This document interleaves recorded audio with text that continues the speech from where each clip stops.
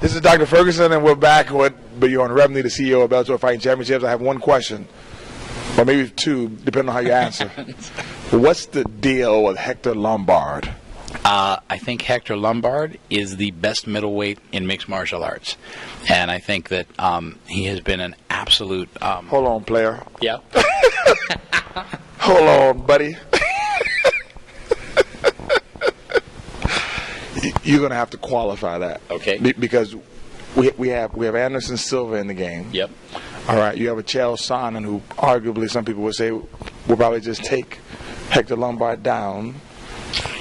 If he could get him down. Right. Well, exactly. And I've shown with Hector, and it's very difficult to get him down. It is very difficult.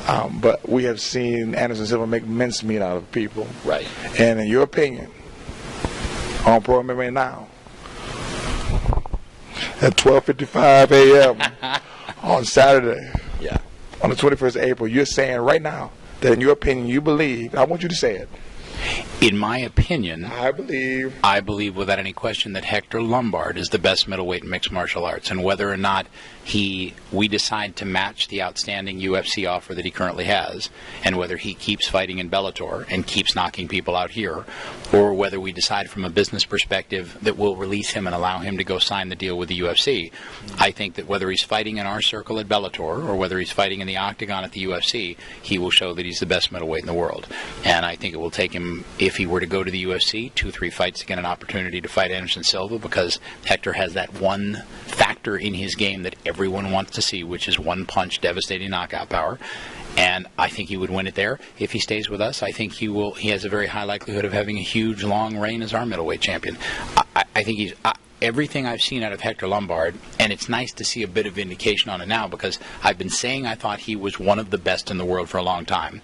And now that the question has come up as to whether he might or might not go to the UFC, a lot of people are now starting to question whether or not he would beat Anderson Silva, the guy who we've kind of uniformly accepted as the greatest middleweight on the face of the earth.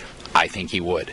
He may or may not get the opportunity to prove that, but if he does, I think he'll be successful doing it. If he doesn't, I think he'll probably have a good long run here. What's your timeline? When do you have to make the decision of matching the offer? We don't have to make it quickly, but the one thing about Hector, and you spent time with him, is that he's one of those unique fighters that literally, if you gave him an opportunity, he would fight every Saturday.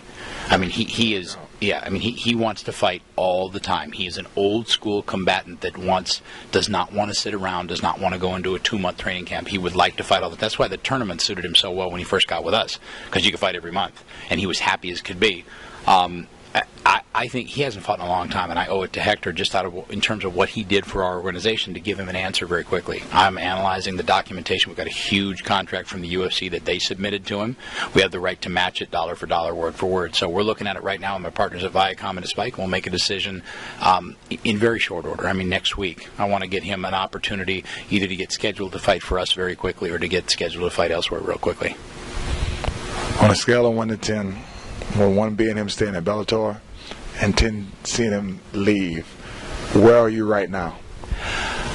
I would say that there is there's still a lot of review to be done. What we got in terms of documentation was pretty voluminous, which I understand, because I think the UFC recognizes, as we do, that he's an amazingly talented fighter who would draw a lot of fan interest no matter who he fights. And I really haven't had the opportunity. You mean every UFC contract isn't the same? It would take I think the best answer I can give you is that I've got to sit down with my partners and really do some analysis in very short order, because it really takes the magic that I've got, that I'm working with right now, is that I've got Spike as a partner, I've got Viacom and MTV Networks as a partner, and unlike a lot of television networks, they understand our space.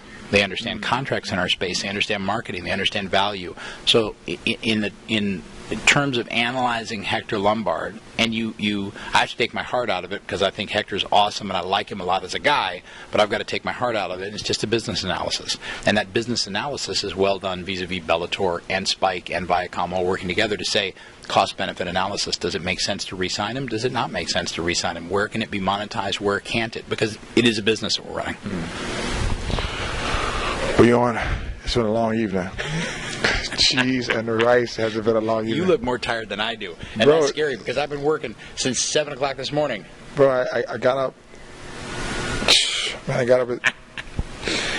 When you shoot these videos, they just don't get up on the internet by themselves. You know, I got to go back to the hotel room and slice and dice and upload. There you go. I don't get any rest. And then I gotta fly up to where am I flying to?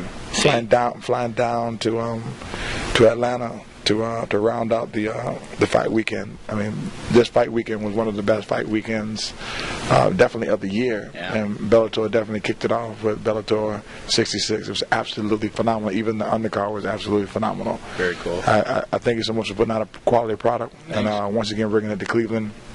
Giving people like Brian Rogers and Jessica Evil Eye and Strong Style MMA an opportunity to show what they have in the local community. Thanks a lot. I appreciate it. Sure. My pleasure. Hurting.